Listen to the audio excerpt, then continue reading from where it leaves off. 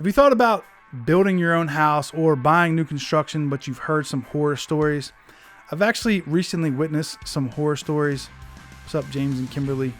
I thought about bringing some clients of mine on here to talk about some horrible things, but I don't want to get involved in a lawsuit, and I don't want to be too negative. I recognize that most people don't have a horrible experience, but I can tell you on more than one experience, I have seen things go south, and I've seen people get extremely frustrated. And I'm going to give you my advice, having done this many, many times, on what you need to watch out for and my best tips for buying new construction.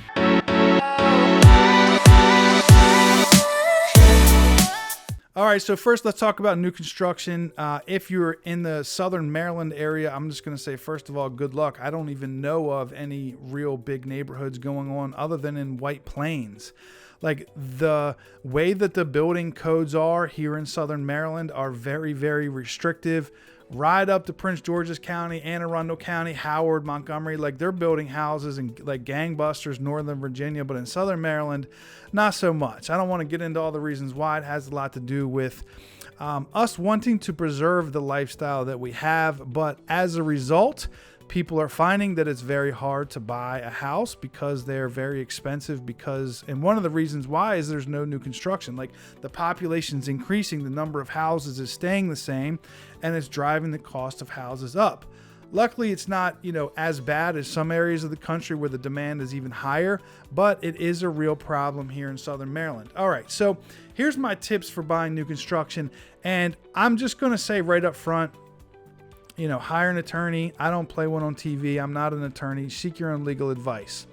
The way that the contracts are written for new construction are advantageous to the builder. Like, you don't go there and write the same contract as if you were going to buy a house as a resale using a real estate agent, using the Maryland contracts. Typically the way it works is builders have attorneys write the contract that they want it to say, or they want it to benefit them, and that's just the reality. It does benefit them. I'll give you one example.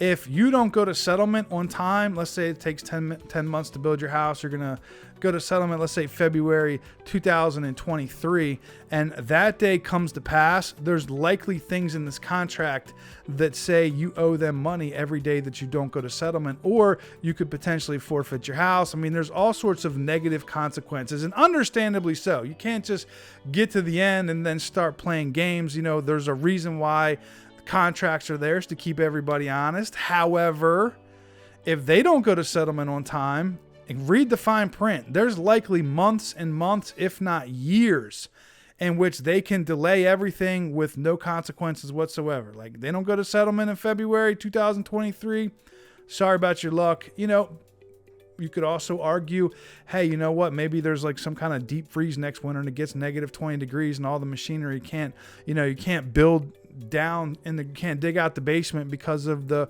freezing ground, or we have a monsoon season. I don't know. Maybe the permits get held up. I understand why they do it, but I can tell you that almost in every circumstance, when it comes to like arbitration, when it comes to how, issues are resolved, who's allowed to sue who and who's allowed to do what, it's pretty much written to protect the builder. You need to be aware of that. My advice would be to have an attorney read it back to you in layman's terms so you understand what you're getting involved with. And then at the end of the day, you're probably going to have to suck it up, because the chance of you being able to have somebody rewrite a contract that is more beneficial to you and then having the builder agree to sign it, especially in 2022, I would say good luck with that. You are probably wasting your time. Okay, so the other thing that you should be aware of, and this is going to sound self-serving, is that you should bring a real estate agent with you. So the way this works is builders hire sales reps, and then the sales rep says, hey, I'm going to be the one who's going to help you through the process. It just makes perfect sense. They work for the builder. Do you think they're going to do something to jeopardize? Like, maybe they think you're right. Do you think they're going to go against the builder and say, listen, I'm going to quit unless you give them the faucet that you promised? No, they're not. They're not going to represent your interest because they don't work for you. If you hire a real estate agent, you don't typically pay the real estate agent. The builder pays the real estate agent, and they don't give you a discount by not coming with the real estate agent. That's maybe a myth that I'm going to dispel here. Go to the builder and say, hey, just call them. Say, hey, If I don't bring a real estate agent, do I get a better deal? They're going to tell you no.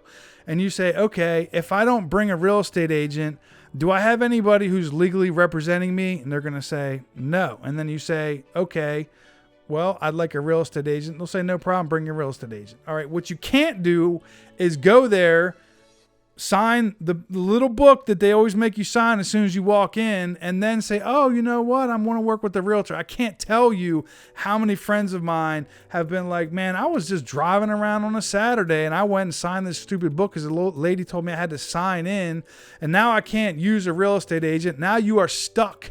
You are stuck with no representation. Don't ever go into a builder's office and tell them you don't have a realtor. In fact, if you want to just write a name down, just put my name down.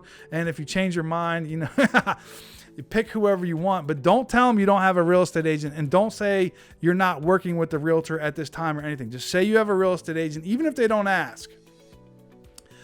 All right. My next tip is, and you could take this to an extreme level, but my advice, and this is my best advice, what you need to watch out for is write down every conversation you have and then email it back to the builder.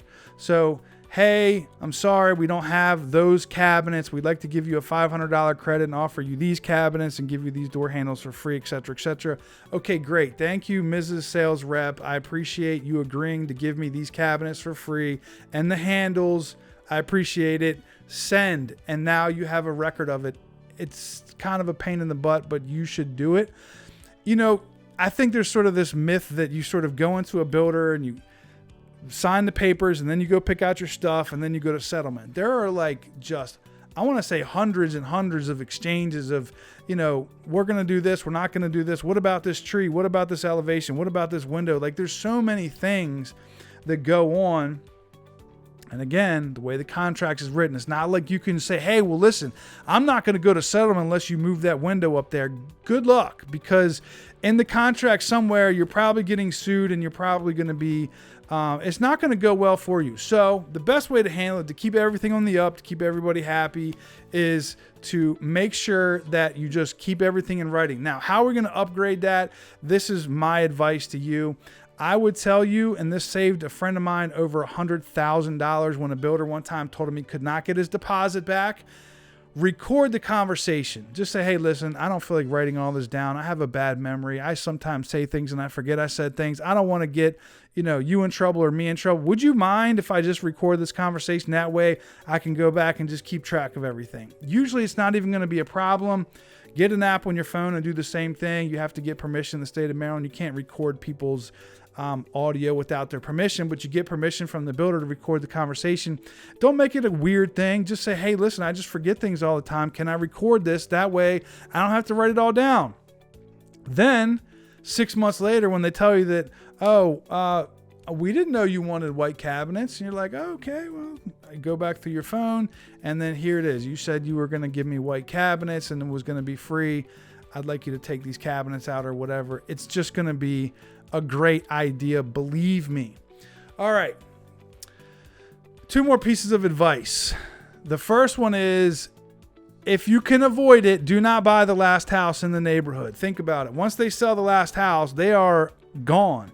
The regional manager, the manager, the neighborhood, the sales rep, everybody is now working and focused somewhere else, and they are not giving you the same level of priority. In fact, like, they are giving all their effort on their new neighborhood, and then they have to kind of come back and finish this, and they see it as like a loose end. And if they can avoid taking care of something, they're going to do it. Because the other thing is, they have nothing to lose at that point. If you get all mad and tell all the neighbors, don't ever buy a house here, there's nobody to tell. They've already filled out the whole neighborhood. It's not the same as if they sell the first couple houses. They have to make sure those people are happy, which brings me to my last point. And that is, you should drive around the neighborhood and talk to the neighbors, keeping in mind, this is America. People love to complain. People love to just tell you all the terrible things that they've been through. But the reality is, some people really do go through some horrible things, and some people can give you some advice. If you're going to do this, make sure you work with this superintendent and never, ever work with this superintendent or whatever it is. They probably have something that they can offer you, and it is worth your time. Just go there on a Saturday when everybody's outside, or even, you know what, knock on some doors and just ask some questions. This is a big deal for most people. This is your largest financial investment, and it's worth taking the time to understand these things. All right, I hope you found this helpful and informative. Check out buywithbrianm.com. I got videos on there about buying houses and what to look out for, and all my tips on how it is we helped the last 2 people buy a house that was 1 offer, and the second time we actually beat out 4 higher offers. It was 6 total offers. We beat out 4 higher offers. Watch my video on how to win in a tough market, because that was one of the strategies that we used that actually won. So thanks for watching. Make it a fantastic day.